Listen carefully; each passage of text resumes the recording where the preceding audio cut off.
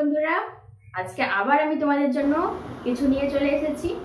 আগের ভিডিওগুলোতে তোমাদেরকে আমি দেখিয়েছিলাম যে কিভাবে এ থেকে টি অবধি লিখতে হয়। সেই ভিডিওগুলো তোমাদের মিস হয়ে গেছে? কোনো ব্যাপার না, তোমরা আমার নিচে ডেসক্রিপশন বক্সে খুঁজে নিও, ওখানে লিংক দেওয়া আছে।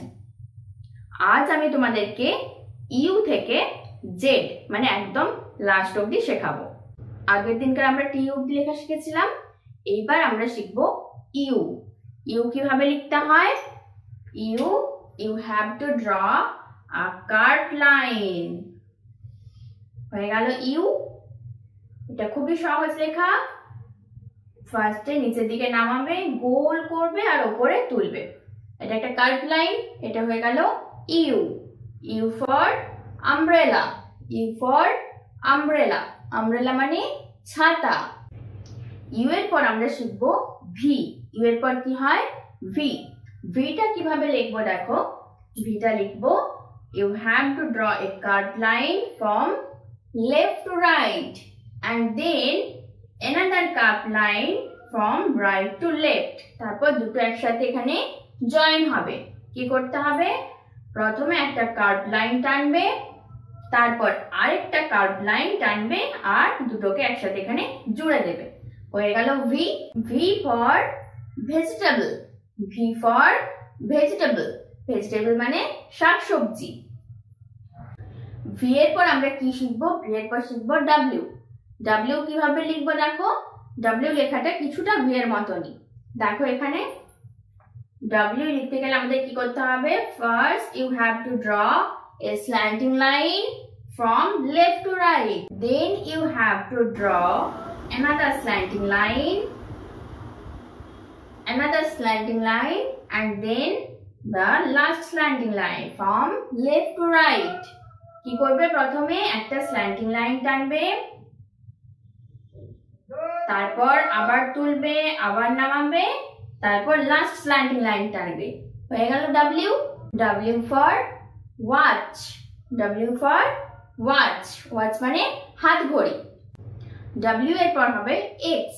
ডাব্লিউ এর পর কি? এক্স। এক্সটা কিভাবে লিখবো দেখো। First you have to draw a slanting line from right to left, then draw another slanting line এখান থেকে ফ্রম লেফট টু রাইট।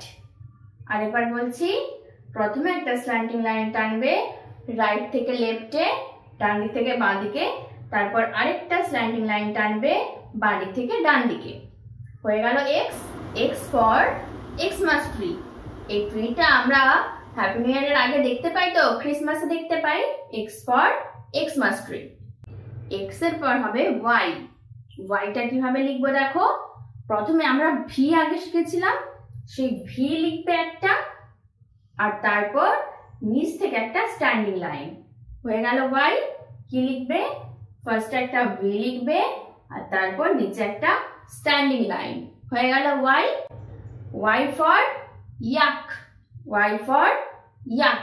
ইয়াক মানে চামড়ি গাড়ি। এইবার সব শেষে আমরা শিখবো জেড। ওয়াই এর পর কি হয়? জেড। জেডটা কিভাবে লিখবো?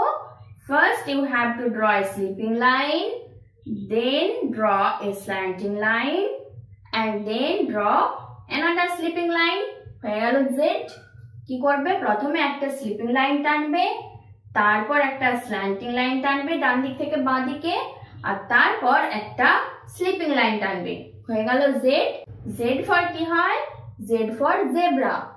Z for zebra. আমার ভিডিওটি যদি তোমাদের ভালো লেগে থাকে তাহলে আমার চ্যানেলটিকে সাবস্ক্রাইব করে দিও আর পাশে থাকা বেল আইকনটি প্রেস করে দিও। আর বন্ধুদের সাথে অনেক বেশি বেশি করে শেয়ার করো, লাইক করো, কমেন্ট করো।